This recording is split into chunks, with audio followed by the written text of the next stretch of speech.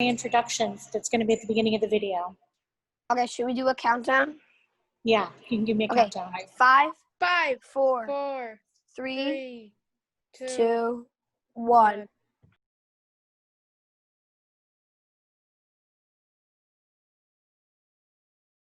Hello, my name is Laura Josepher, and I am the teaching artist for the History Alive Theater Camp at the Roxbury Arts Group. What you're about to see is the culmination of the work that the campers all did this week. We started the week reading historical articles from newspapers and books about Delaware County 100 years ago. Each camper picked an article and then began the process of creating a character based on that article.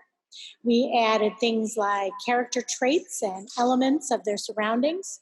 We looked at old photographs to see what life might have been like here in Delaware County in the 1920s.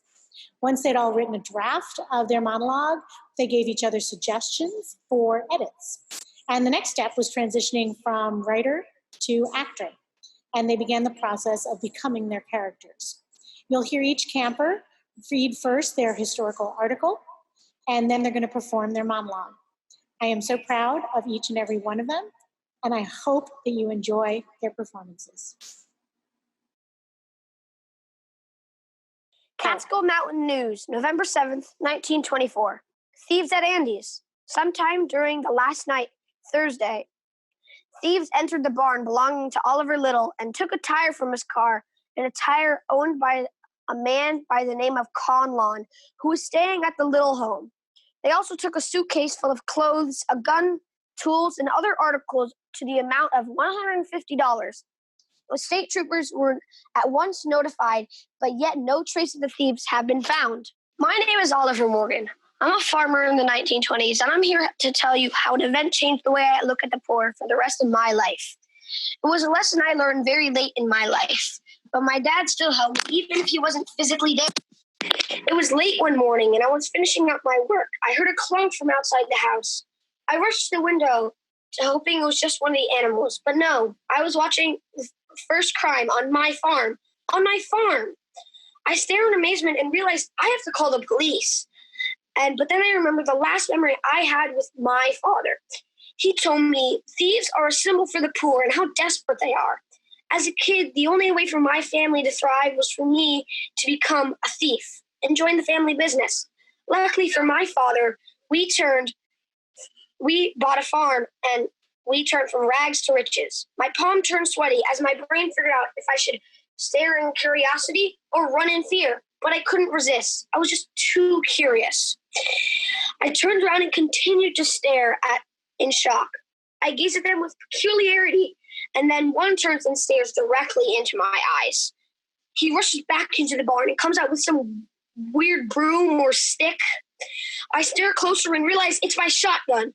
I rush to the telephone and call the police as fast as I can. My fingers spin the dial so fast, my fingers felt numb. The telephone is so hard to use. By the time I get back to the window, they're already gone. I start to hear sirens in the distance, and as all the people on my farm start to wake up, as my head races to figure out if I did the right thing.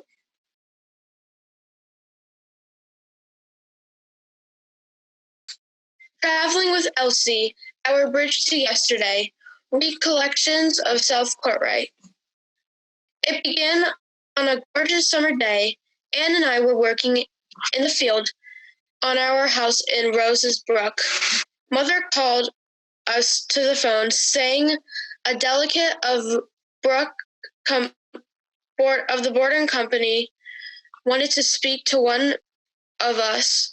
He needed 2 girls to accompany Elsie, the boarding cow, on stage. One of her many public appearances. We were enthralled. However, Mother had some trepidations, as all mothers do.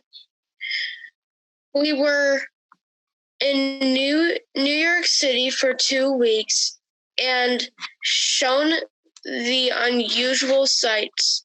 Appearing on the 2 radio programs, one with Elsie in tow. We were taken to fine restaurants and seeing the sights of the beautiful city.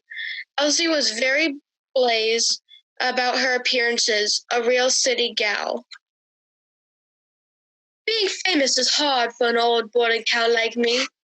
My brothers and sisters were very jealous of me when my owner got a call from a radio station in 1920. My brothers and sisters don't understand what I'm doing is torture. One time, they had to tie me up just to draw a picture of my face. I just want to be a normal cow, enjoying life and rolling in mud. But of course, humans don't listen to what I want. They just want money. What's even the point of money? It's just a green piece of paper with a face on it. Now it's the 1930s and I'm in a cartoon.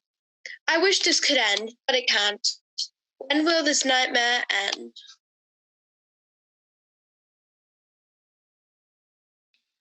Catskill Mountains News, November 7th, 1924. Thieves at Andy's.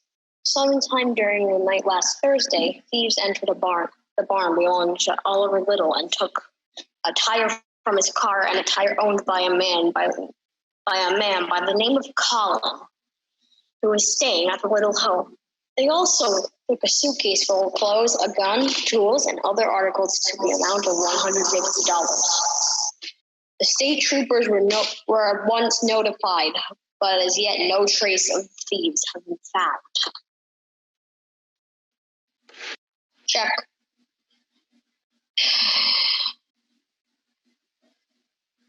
Let me tell you a story. Hello, my name is Zach, and I'll be telling you the story of the reason I became a criminal. It began long ago in 9th grade. I was just on my way home when I suddenly got a sack pulled over my head. I was dragged into the darkest alleyway there. When the sack was pulled off my head, I was tied to a chair again. I was mugged. I tried to scream for help, but I couldn't. When I looked ahead of me, I saw the Wendy kids, the local criminals on the street.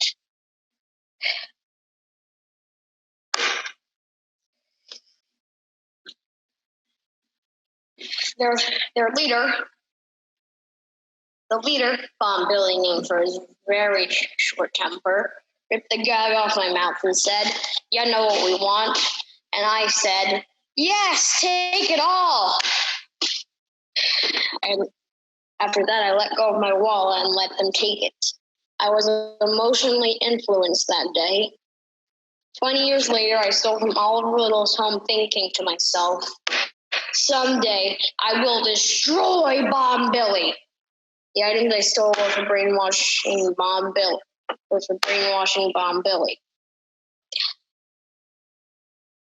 I was going to sell the extra parts to get money, but they could be used to leave the state. And you're next.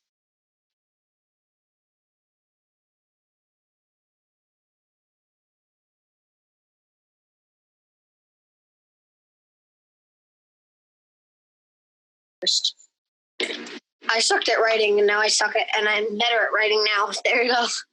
I was really bad at writing. I don't think you're bad at writing. I think you're a wonderful writer. I don't know where you got that idea from. I don't know. I always had terrible grammar.